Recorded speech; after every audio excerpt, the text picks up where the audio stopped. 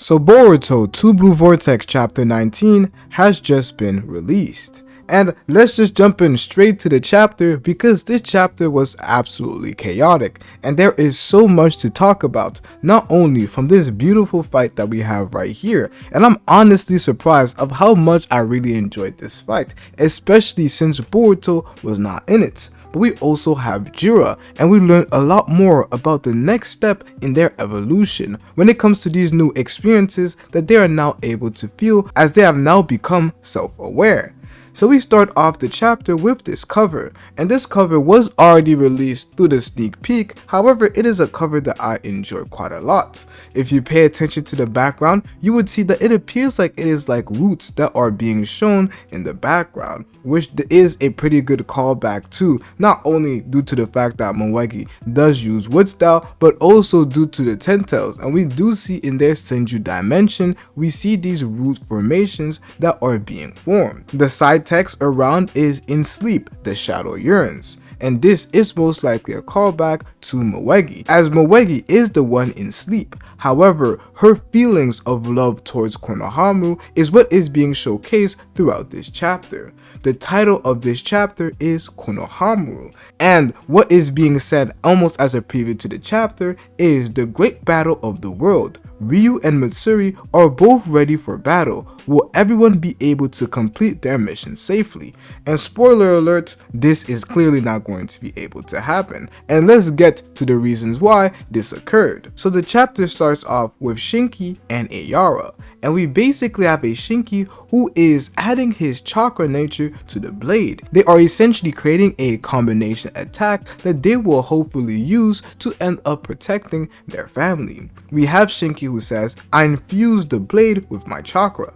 If you apply your wind style sword jutsu to it, you should be able to manipulate iron sand somewhat, similar to how I can." And this basically tells us why Araya in this chapter and in the previous chapter was able to free Team 7 and Yodo from all of the iron sand manipulation that Ryu was doing this entire time. I really like this scene right here, and we're getting a lot more dialogue when it comes to these side characters, understanding who they are and what exactly they are fighting for, as clearly Shinki is fighting for his father, Gaara, who adopted him. I also really like this panel right here of almost seeing the aura / chakra being infused in the blade, and one thing that I really have to praise Ikimoto for is his art style, as this is one of my favorite chapters art wise, as we literally get to see multiple beautiful transitions throughout the chapter. The way we see Ryu's iron sand, I really enjoy every aspect of the chapter art wise. The short conversation we have between Shinki and Araya has to deal with who they are focusing on, with a Shinki who focuses a lot on Gaara, and a Araya who is supposedly focusing a lot on Yodo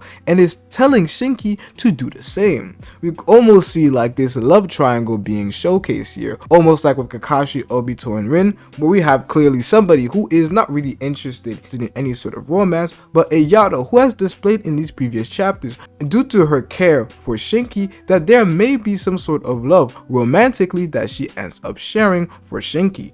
And with Araya, it could be the case that he understands Yodo's feelings towards Shinki, but still he loves Yodo so much that if it would make her happy that she is recognized by Shinki instead of him, he is completely fine with that. And talking about transitions, this transition right here with a pre-time skip Shinki, or maybe this happened a little bit before, and then we have this moment right here where we end up having Araya use lodestone sand sealing blade, and he ends up freeing Mitsuki from Ryu's iron sand manipulation. Due to that, Araya has now become the cornerstone for their new tactics in defeating Ryu, as Mitsuki and Sarada are now going to be the ones focusing on attacking, while Araya is going to be focusing on making sure that Ryu's iron sand cannot interfere in that mix. And I really like Ryu's personality here because he feels like he's being underestimated by having somebody like Araya think he can help in defeating him. He says that it pumps him up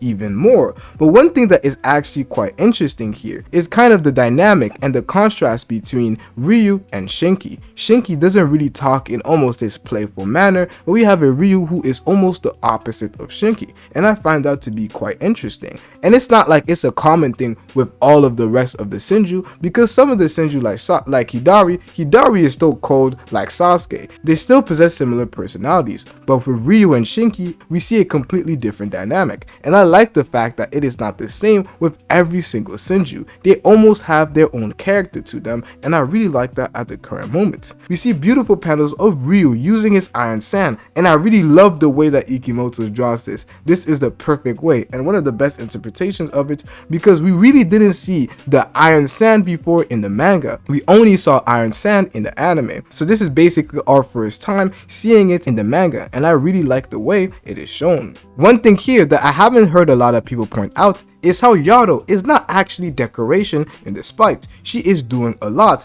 as using her ability to hear, as we know that she possesses some type of advanced hearing, or at least some sound manipulation that allows her to hear sounds on an even greater level than most people. She is able to pinpoint exactly where Shinki is going to end up appearing, and exactly where the collections of his Iron Sand is just going to be, with an Ayara who uses those signals, as Yodo is almost a sensory type ninja. Ayara uses that sensory input from Yodo to end up formulating his attacks and picking out places where Shinki is going to appear, allowing the likes of Sarada to even use her fireball jutsu against Shinki, who ends up blocking it. However, Mitsuki uses his sand and ends up wrapping it around Ryu. I really like this fight here due to the fact that we're seeing almost this deception-like fighting that we used to see a lot in early parts of Naruto, and we do continue to see a lot in this series, but this reminds me a lot of OG, where a ninja ends up using deception, and this coordinated attack that we have between Sarada and Mitsuki. It is a great moment for them, characters who didn't really shine too much in Boruto Part 1, but are having this opportunity right now. And I really like the panels here. Ikimoto is really cooking up, Mitsuki looks amazing in his Sage mode. A lot of people are saying that, oh, I wish Mitsuki would use a lot more attacks, and I do understand where they're coming from. Maybe they want a greater explanation of what exactly are the buffs that Mitsuki gets from using his Sage mode, and I definitely share the same opinion. Maybe when the volume ends up being released, we will see some side text giving us information on what exactly happens when Mitsuki uses his Sage mode. However, when it comes to new abilities, I do believe that there could be an even greater awakening that Mitsuki ends up getting with his Sage mode, as although we know that he has mastered it, he can go even further by getting new abilities. This is just his current base Sage mode, and he is likely to get even more boost as he continues to use his Sage mode. Ryu ends up dispersing using the Iron Sand, and I don't know exactly if it is substitution jutsu, as we know that Itachi used to basically spam crows and use it as his substitution jutsu, and basically a bit like what Ryu is doing right here, disperse himself after being attacked. It is not necessarily confirmed, but I would like to think of it as substitution jutsu, or as explained in the text right here, it says it seems he can turn himself into Iron Sand too. So he is basically dispersing his body and then recollecting it to evade certain attacks. But using this weakness, since Yodo is capable of using sensory input and hearing exactly where his sand is going to appear, she is the one who pinpoints where Ryu actually is. And then we have Ayara, who uses lodestone sand sealing blade to end up keeping Ryu in place so that Mitsuki can end up attacking him. I've seen a lot of people start to discredit Ryu, saying that, oh, Code is a lot stronger than Ryu, oh, Ryu only caught Code off guard, and I'm not going to deny the fact that it is very well possible that Ryu caught Code off guard, but the reason why Ryu was hit in this instance is because we literally had Ayara who attacked Ryu and then kept him in place for Mitsuki to be able to attack him. So this isn't really a speed feat, as a lot of people say that, oh, Boruto was easily able to dodge all of Mitsuki's snakes and Ryu is struggling so much. I'm not going to deny that Boruto is most likely stronger than Ryu, but what I'm not going to do is discredit Ryu in this instance, clearly due to the fact that he was stuck in place due to what Ayara had clearly done, as we literally have a Ryu who notes that he can gather Iron Sand around him. So using his own manipulation of the Iron Sand, he was able to keep Ryu in that specific spot, allowing Mitsuki to hit him. And bro, like, I'm reading this as I'm speaking right now, and the art style is just amazing me as I keep progressing and going through the panels. Next, after Mitsuki ends up attacking Ryu, we have a Sarada who uses the Chidori, and I really like this angle shot right here, and she ends up spearing Ryu around his hip area, and then Ryu then disperses again using the Iron Sand. However, the attack was too shallow, so it didn't kill Ryu in that specific instance. Now, we end up going back to some part of the chapter that it's not that I don't like it, it's just that I can't stand to see Konohamaru, especially knowing that he takes another L, and he arguably has the easiest opponent to deal with. All he had to do was just accept the fact that Matsuri was going to call him that name, but clearly he isn't able to. One thing that I also did notice is that if you check Matsuri's back, you would see that it is a heart symbol, almost indicating this love that she has for Konohamaru and how it is currently impeding with her emotional state, as there are multiple times in the series, as you can see by literally looking at her face, that she is going crazy right now, and she is quite hot-headed due to the fact that we have a Konohamaru who refuses to let Matsuri call him by his first name, and we literally have here Matsuri uses that almost as a way to hit back at Konohamaru by calling him Sarutobi instead of Konohamaru. This may not hit home a lot in our personal culture because we either come from the West that doesn't necessarily have this same input of not calling somebody by their first name unless you are close to them. But for Japanese culture, you usually call strangers by their last name. In this instance, we have Matsuri call Konohamaru Sarutobi. But when you are close to a person and have a deep relationship with them, you call them by your first name. And that is basically what Matsuri is trying to do with Konohamaru. And Ida explains it perfectly as she says, I think the issue isn't what she wants to call you so much as it is that you two don't share a relationship that allows it. But that's beyond you, isn't it, Konohamaru? And this is basically a dig at Konohamaru because she is basically saying that Konohamaru doesn't have the comprehension level to understand the emotional intelligence necessary to understand what Matsuri is getting at. And clearly, if a guy like Konohamaru couldn't do basic things like get a W here and there when the chapters come out, how do you expect him to be able to comprehend these various things? And I just don't like Konohamaru at all. If there is a character in the series that I just don't like and I will never invest in when it comes to stocks and him potentially doing well in future chapters, it is Konohamaru. Please let this guy get devoured. But moving aside from that, we end up going back to Kashin Koji and Boruto, with a Boruto and Kashin Koji who are trying to get more information on exactly what is going on. They first ask about Sarada and the others, and then we get information about how things are pretty even at the current moment, but she doesn't know how it's going to end. However, the person who is in need of help right now is Konohamaru, as basically he is one step from potentially being devoured. We have a Kashin Koji who tells Boruto not to rush over there. Now is not the time. So maybe is there a time for Boruto to end up rushing over there and potentially doing something that is important or potentially saving somebody? I don't know at the current moment, but you guys have to let me know what you personally think. And before we move on to Ryu's conversation, and I will personally make another video on it, so I won't dive too deep in this chapter, I also wanted to go back on the fact of Matsuri wanting to call Konohamaru by his first name. And it's also something that we did see in the previous chapter with Sumire and Sarada. One thing that was probably hit Sumire a lot is that Boruto calls Sarada Uchiha Sarada and not Uchiha, basically indicating that they have a deep relationship,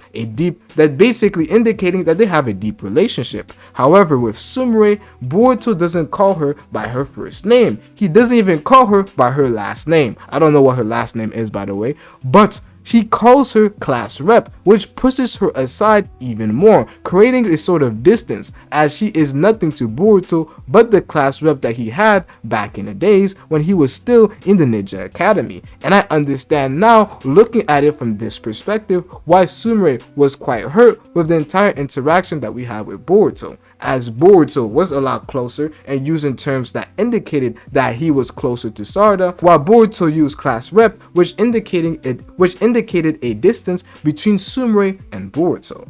Now moving on to Jura, we have a Jura who basically discussed the ideal way to him to live, which is to obey your instincts and move towards evolution.